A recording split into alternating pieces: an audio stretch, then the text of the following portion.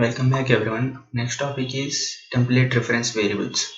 So there are some cases like where we provide an text box, nothing but an input element. So whenever a user types something in that input element, we need to get that data to our class.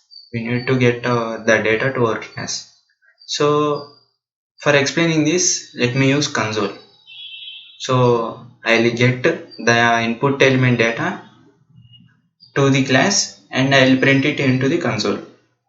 So first we need to create an input element for that.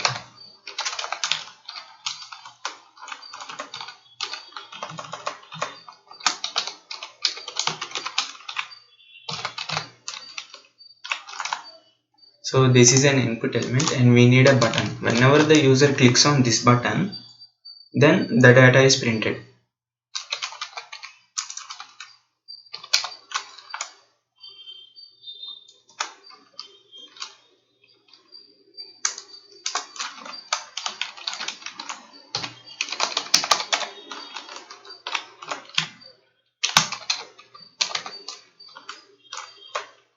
So here is the button.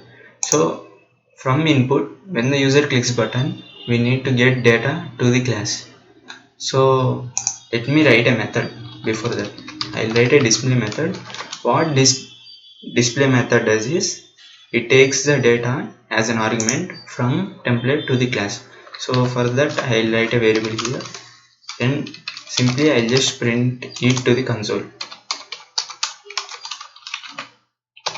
So the data from the input element, when the button is clicked, it comes to display method and it is printed to the console. So before this,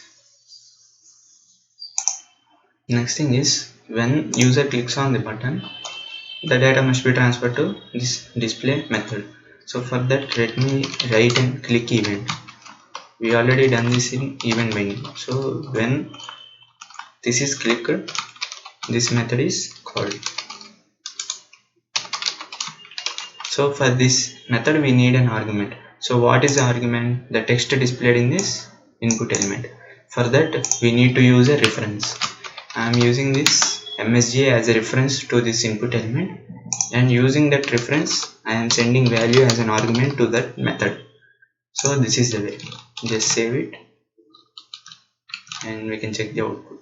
So before typing something, I am opening the console. The console is empty.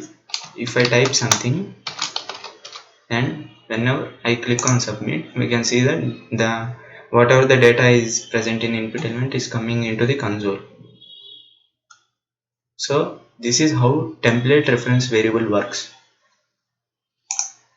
This is template and this is a reference variable. Hashtag MSG is reference variable to this input element present in template.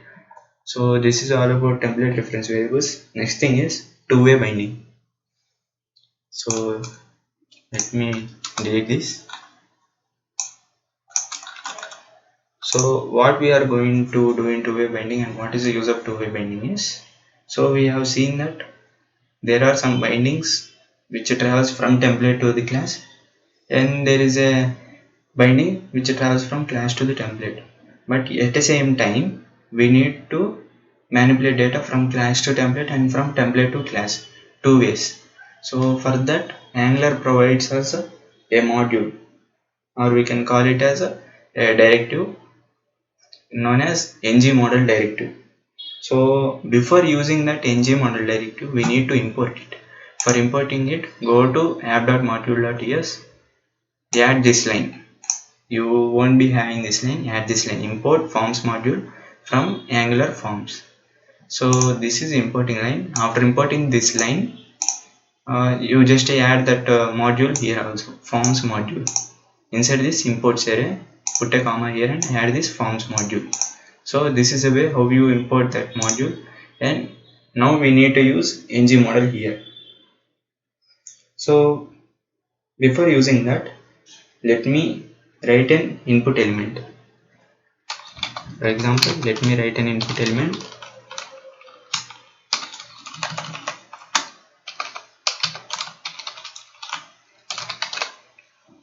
So what the thing is, to show the working of this two-way binding, what I do is, whenever I start typing in this input element, the same text must be displayed beside of it. The same text must be displayed. Suppose if I type A, it should come side A, and next if I type B after A, here also after A it should come B. So at the same time, from the input element it should come to class, and from class it should go back to template. So you can understand this while I am writing this. So for this input element, what we do is, whenever we type, the data must come to a variable here. So I'll write this as public name here, and initially it is empty. Whenever I start typing, this will be getting filled. So this is my variable, and after writing here, at the same time it should be printed here also. So what I'll do is, I'll just interpolate it. So I have used a message here. So we need to send the data from input to the message, no? For that we use ng model directive here. For using that, the syntax is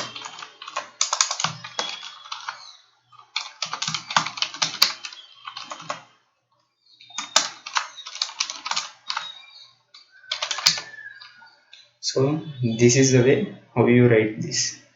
So okay, use a name also here.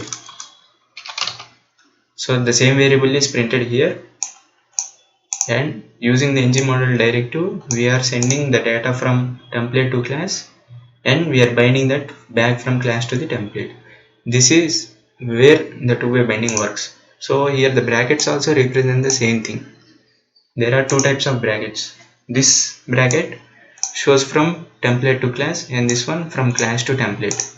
So like that, this is the way. So let me just save this and we check the output. So here is an input element. So there is no use of console here since I didn't use console. So whenever I start typing here, you can see that side of this, the element is typing whenever I delete and whenever I add text. So by this we can represent that two-way binding is performed. So in next video we shall see the most important topic, structural directives. Thank you.